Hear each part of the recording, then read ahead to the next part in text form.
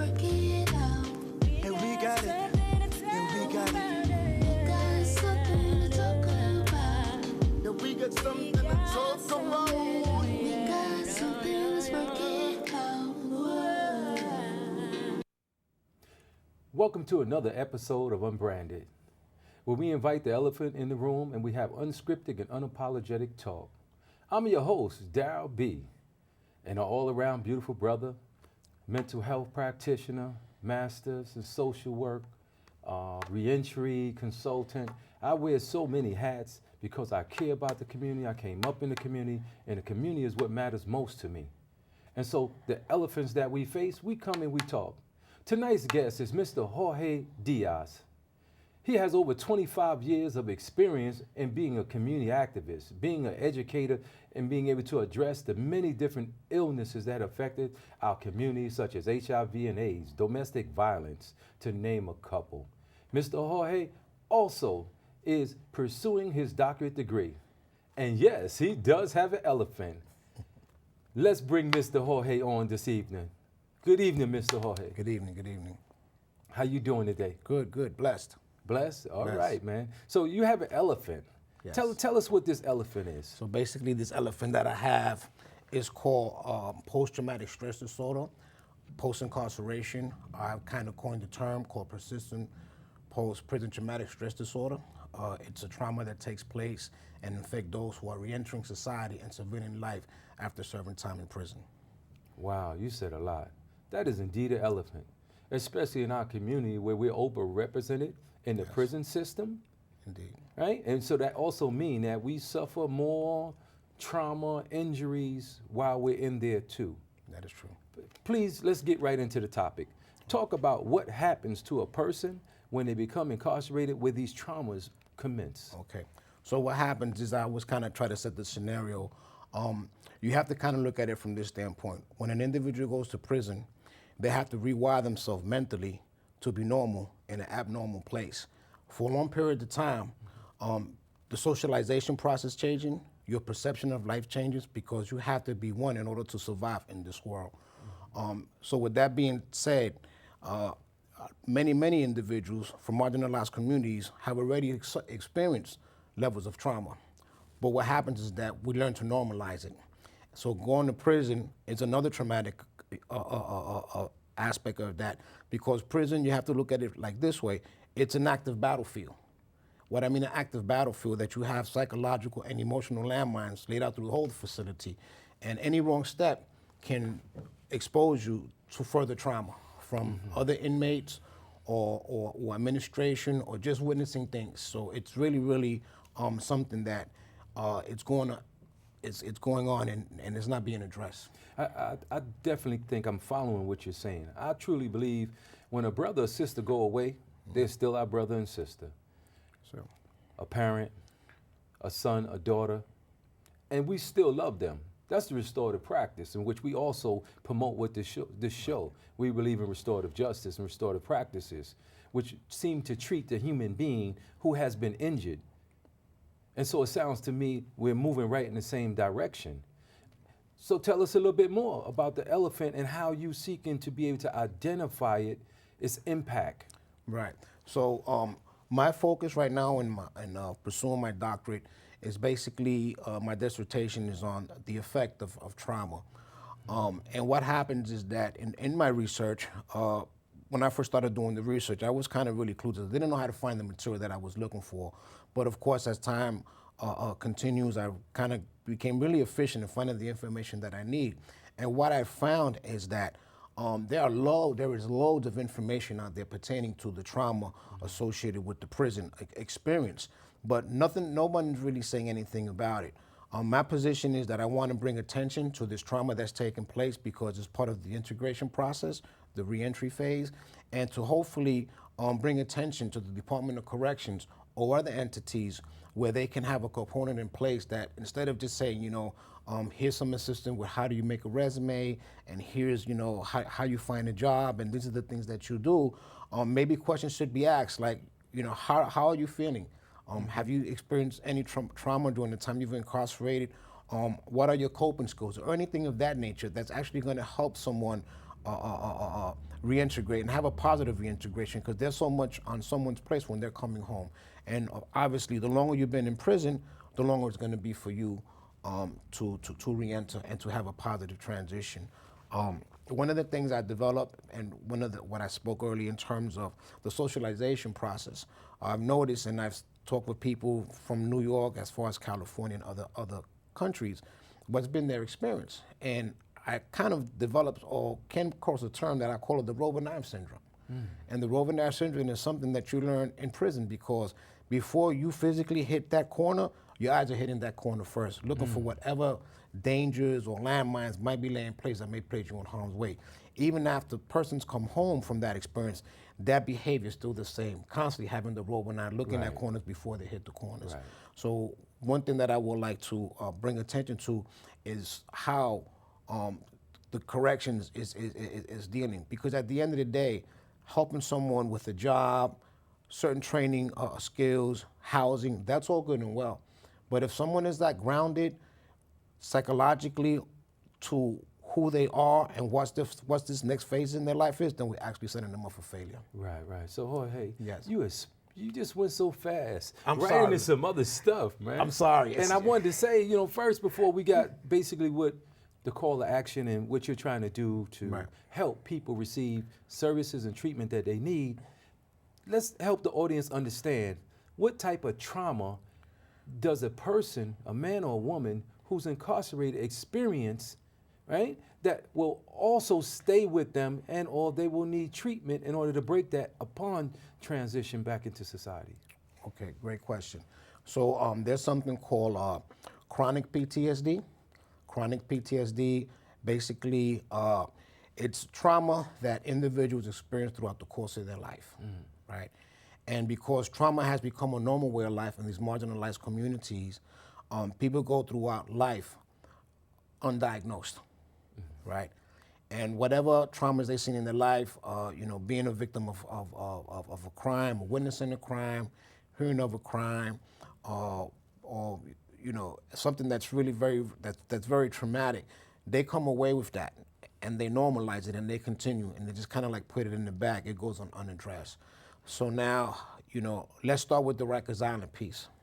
You go to Rikers Island, I don't care how people try to dress it up. That whole jail experience is worse than any experience, because the first thing that you're exposed to is the constant violence perpetuated by, inmates and guards as well.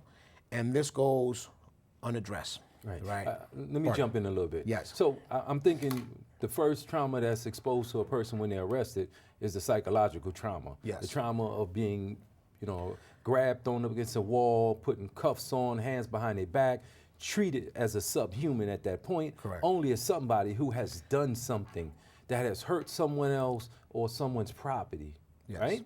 Then it sounds to me there's another segment once you get to the precinct or the police station.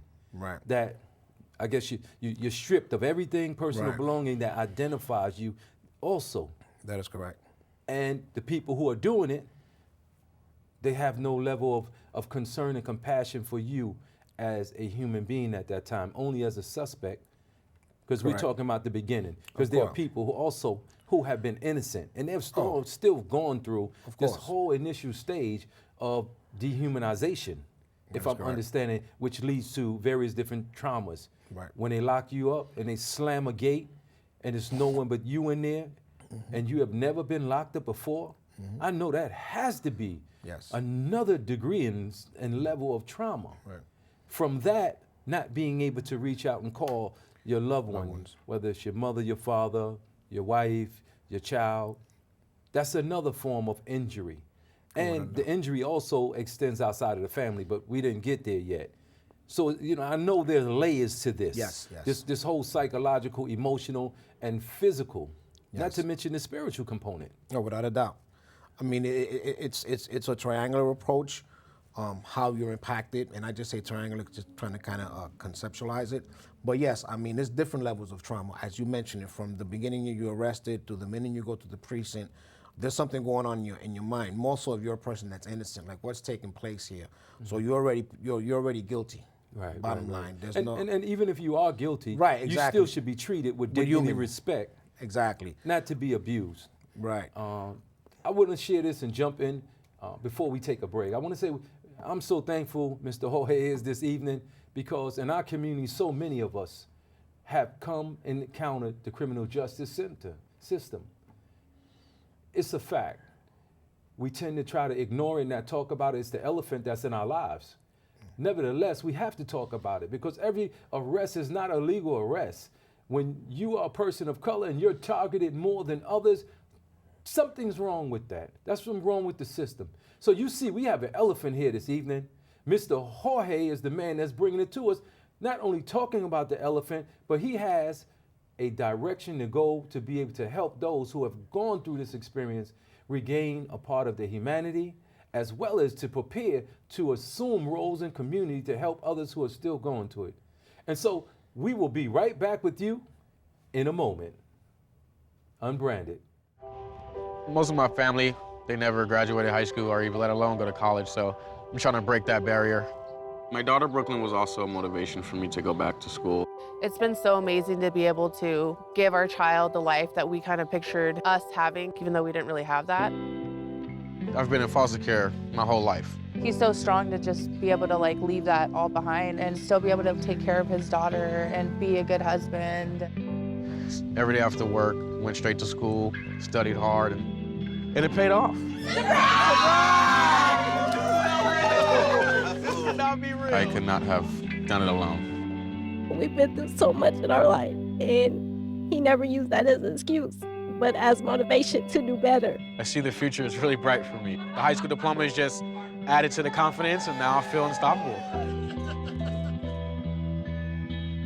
Find free adult education classes near you at finishyourdiploma.org. And we're back, continuing this episode of Unbranded. Mr. Jorge, Yes. we're talking about trauma that has been experienced while in the criminal justice system. Yeah. We're talking about people being harmed and people being released who may have not received appropriate treatment, mental health, and debriefing. Let's talk about the recidivism rate. Right. So there was an old study, and they kind of changed it up, but the old study showed that when individuals were released from prison, I'm speaking about New York State, 36%, 72% recidivated after 72% recidivated within 36 months after basically 3 years of release. Those are issues to really be concerned about because it just cannot be that someone doesn't have the skill set, that someone doesn't have the housing piece. There had to be some other mechanism at place here that's feeding this revolving door. They recently conducted a recent poll again where they looked at 22,000 individuals released, and they basically said that the recidivism in New York State has been reduced to 48%. But at the end of the day, we have to consider the fact that since 2015, there have been a whole lot of different new programs that have been instituted to avert reincarceration. So even though those numbers sound really pretty and nice, I don't really think they're factual because there are other elements at play here. Recidivism pertaining to mental health, primarily post-traumatic stress disorder, it is real. When someone is released from prison, your whole mindset is different. You're no longer the same individual. And like I said, you have to rewire yourself. This impacts your reintegration into your community. How do you find a job? Your self-worth, having nightmares, just things that just don't go away. And so this situation of post-traumatic stress disorder, post-incarceration, it is real, and it's something that we need to do to bring it to the forefront and make sure that these men and women coming home have the most viable services in place that's going to speak to a positive reentry. Awesome. But let me jump in a little Yes. bit. Tell me why should the viewers care? Why should members of our community care about what happened to people who have committed a crime and who have been incarcerated and ultimately coming back to our community? So 95% of people who leave prisons return back to their communities. As a person in my community, I want to make sure that these individuals returning back to my community, that we embrace them. And because at the end of the day, they're still a part of our community. Anyone can make a mistake. or 2 or 3 mistakes. But at the end of the day, if they're coming to our communities, then we should be invested in those who are coming back. And we should provide the appropriate services to make sure that they have everything they need in place that's going to help them succeed, because they are a part of our community. Awesome. You know, so one of the things I know a little bit about is called crime generative factors. And crime generative factors are basically those factors that increase the likelihood in our communities of a person committing a crime. It's not saying that they're going to commit a crime, but it increases the likelihood because of the disadvantages, the lack of resources, and the illnesses that exist in those environments that impact their thinking, their judgment, and whether they're even in survival mode or fright mode. Because people commit crimes, especially if it's defending themselves over perceived threats, right? That could be real or imagined, based on being in an injurious environment where assaults, robberies, and all type of injuries happen on the normal. Yes. Okay, so we got that a little clear there, right? Okay. So let's go into this PTSD, post-traumatic prison syndrome. Is that what it is? Well, my term, you know, my professor told me that I couldn't coin the term yet, but I'm coining it and branding it anyway, because I have to own the narrative. And when I say I have to own the narrative, this is impacting my community. So I'm going to just say that it's persistent post-prison traumatic stress disorder. So I just called it 3 PTSD. Okay, break it down right quick. So basically, what does that mean? Persistent means that it doesn't go away. It's always there. And post is after incarceration. And then, so it's persistent post-prison, right? So the persistent is the first P is that it's persistent, it doesn't go away. And then the post is after prison, right? Pardon me, post-release. And then the P, the third P is prison. This is what took place during the time I was incarcerated. I've spoke to so many individuals, just you know, getting their take on it, and they still, you know, to hear someone walking down the street with a set of keys, to, you know, see a prison movie, or, you know, when you first come home, I spoke to individuals when they first come home, how is that like for them? And I was speaking to an individual who told me when you first came home, one thing that he noticed right away, that prisoners were more respectful and more conscious of respect than what they've encountered out here. And so the scenario he gave, how one time he was coming off the train and this guy just bumped into him. He had to kind of really sustain himself, but had that happened in prison, which it has, people bump into, they'll, you know, pardon me, excuse me, my brother, you know, they will automatically just apologize, because they know in prison how things can go from 0 to 1,000 very, very, very quick. So people are mindful with that environment. And so someone coming home who doesn't get that type of response may be triggered because of this experience that they've encountered. Let me jump in. I think exactly that's definitely a possibility. Right. And that's also why the work that you're trying to put together is so important, because there have been many men and many women who have, unfortunately, due to a response from their training or their injuries and trauma while incarcerated, have responded out here in the community, and it didn't mesh right. Right. Tell me about the families. What are the families going through, and what are they seeing? And because they are also They're the other impacted. side of this. So there's vicarious trauma. Vicarious trauma is just basically those living experience through someone else's life or experience. I spoke with individuals who basically go visit their loved ones, husband, son, or whatever the case may be, and they go and their son or daughter may be in special housing unit, solitary confinement. They don't know this at this time. They go to visit their loved ones and they see them shackled in a segregated area with the visit room. That traumatizes them. Right. Basically, jump in. Yes. What is solitary confinement? Solitary confinement is basically a jail within a jail. So you know, just in prison, you have rules, and these rules, if they're broken, they're met with disciplinary actions. 9 times out of 10, there'll probably be they break in tiers, tier 1, tier 2, tier 3s.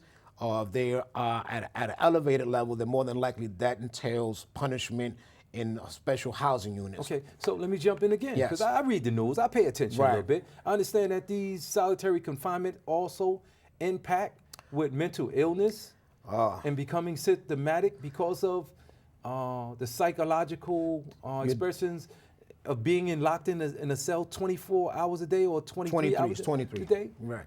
Yeah, so basically you become desensitized. Or you become desensitized to human touch, human conversation, human everything. You're no longer really in touch with the human world. I have spoke to individuals that have been in the box for 5, 6, 7 years. And the box is also solitary confinement. Exactly, that's solitary confinement. Let's shift. Yes, yeah. Right, I want to go back to the family. My apology. Okay. So basically, so the family is impacted. So now let's look at a spouse, a couple. So now someone is incarcerated for a length of time, and of course the person in the outside is the primary caretaker of this person, visiting them. You know, in prison you can get care packages. In some situations you might get what they call conjugal visits. Right. And basically this person is the one that's responsible for taking care of this person during the time they're incarcerated. So when they come home, So now when they come home, there's a role shift. Shift, not even a role shift, there is a role challenge. Right. Because now I'm the man and I'm gonna take care of this. You know, I'm supposed to take care of the family because this is the way society has molded us to believe. There's no dialogue where in preparation for that, honey, you know, when you come home, we're gonna do X, Y, Z. You just kind of jump into this, right? And then responsibilities are kind of taken. They're not really asked. So there's no real, yes. I need to jump in. There's so Yes. much to cover and talk here. It's a lot, man. Right? And so I want to give you 30 seconds. If something you want to say to the viewers in terms of being able to support this, being able to have more compassion, what would you like your last words to be with our viewers? Well, the last thing I would like to say is that persistent post-prison traumatic stress disorder, it is real. 95% of those coming home come back to our communities. New York releases over 22,000 individuals a year, and they will be coming back to our communities. It is upon us who live in this community to make sure we have all the services in place that's going to talk to a positive reentry. Thank you so much, Jorge. You have said a lot. You've said a lot. I'm Thank so you. thankful you're here to bring this elephant in the room. When a brother or sister, I will always say it go away, they're still our brother and sister. When they come home, they're still our brother and sister. They needed us before, they need us now, and because they're part of the community, I wholeheartedly agree that they need the support, mental health treatment, and employment. They need all the resources to assume a normal life to the best that they will be able to live. Absolutely. So I'm thanking you for coming and being Thank you here for to show inviting this me. evening. So our viewers, we have Mr. Jorge here this evening, and he spoke about post-traumatic prison syndrome. He spoke about the effects of the criminal justice system in our communities. He spoke about what has happened to us as people. This is something that's very, very real. Many of us, all of us know just about somebody who has been impacted by the criminal justice center. And they come home, we see some things may not be right with them, their judgment, their values, their responses, their attitudes, and we don't do anything. And so if they have an episode and they do not make it, that's part of our responsibility too. How did we help them? We don't know what they went through, but it's our responsibility to see that services are created and people are able to do studies to identify the adverse effects of imprisonment. I, Darryl B, your host from Unbranded, and I'm so thankful to be here to bring elephants to you in the room that we can relate to, that we need to talk about, that we need to uncover. As I always say, be you, be your beautiful self. It's a sign of real wealth and true health. It's reflective of the innate goodness inside us. However, it's not easy being you. If it was, everybody would be. However, we have everything we need to be. And that's to just simply be beautiful. That's to be more kind, to be more aware, to be more intelligent, to be more under control, to be slow to anger, slow to judgment, quick to care, quick to be able to talk and give someone ear. We're all we have. And it takes the beauty in us to be able to give someone who's hurting, who may be screaming, who may be in need of help, and who has not had a voice in some time. Until our next episode of Unbranded, see you.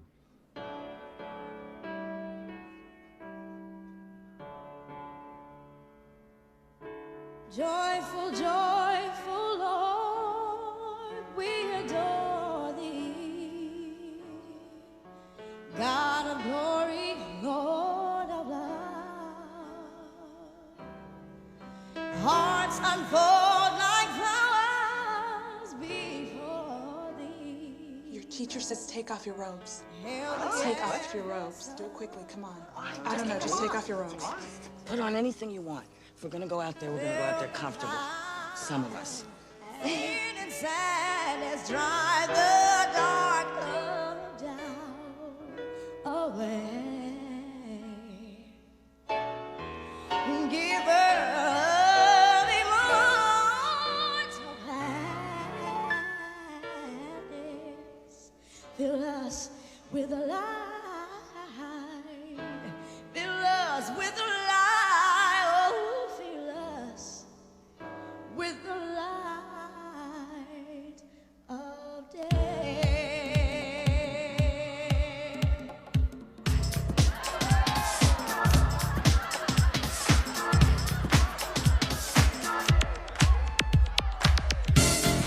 Joyful Lord, we adore thee. God of glory, Lord of power. Hearts unfold like flowers before thee. Hail me as the Son above. Sail the clouds of sin, sin and satin. Drive the dark of doubt away. Drive it away, giver of immortal gladness. Fill us with the light of day. Light of day. Check the rhyme. What's up?